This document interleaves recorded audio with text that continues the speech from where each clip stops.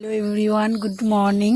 এই দেখো, আমি আমার ছেলেকে বই পড়াতে বসেছি। সকাল এখন বাজে সাড়ে আটটা বাজে। এখন আমি ছেলেকে বই নিয়ে বসিয়েছি, সমস্ত কাজ করে, বাসি কাজ যেগুলো থাকে সেগুলো সেরে ওকে বই পড়াতে বসেছি। ও স্কুল যেদিন ছুটি থাকে সেদিনও সকাল টাইমটা বই নিয়ে বসে, সন্ধ্যাবেলাও বসে, অবশ্য সকালেও বসাই, দুই টাইমই বসাই। আর বাকি টাইমটা খেলবে। তারপরে যখন মন চায় তখনও বসে বসে লিখে আর্ট করে। ও এমনি এরকম পড়াশোনা করে, বই নিয়ে বসে থাকে। তারপরে পড়িয়ে ভাবলাম একটু খাইয়ে নিই। এই যে খাওয়াচ্ছি, সুজি করেছি, সুজি খাইয়েছি সকালবেলা। আর আমার ছেলেটা একদম খেতে চায় না, দেখো কেমন করছে। ওর বলে গরম লাগে, কি বলবো, খেতে গেলেই ওর যত বাহানা।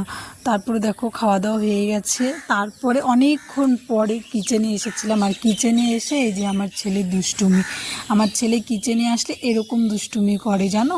এই যে এই দুটো কার্টুন কোথায় পেয়েছে, নিয়ে এসেছে বাইরে কোথাও থেকে, এনে ওর দিদি, মানে এখানকার যে আন্টি, ওই দিদি বাইরে রেখেছিল, ওখান থেকে নিয়ে এসেছে, এনে এখন ওটার ভিতরে বসছে। ওর বাবাকেও বলছে তুমিও দাঁড়াও। ওর বাবাকে একটা কার্টুন এনে দিয়েছে, ও একটা কার্টুন নিয়েছে। তারপরে দেখো আমার ছেলের এখন স্নান টান কমপ্লিট।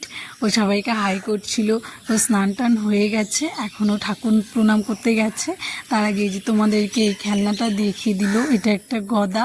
ওর যখন ছোট ছিল ওর জেঠু ওকে এনে দিয়েছিল, বড় জেঠু একটা মেলার থেকে ওকে এনে দিয়েছে। সেটাই আজকে এর ট্রাং আমি খুলতে, একটা কি কাজের জন্য খুলেছিলাম, তারপরে ও দেখতে পেয়েছে, ও বের করেছে। ও স্কুল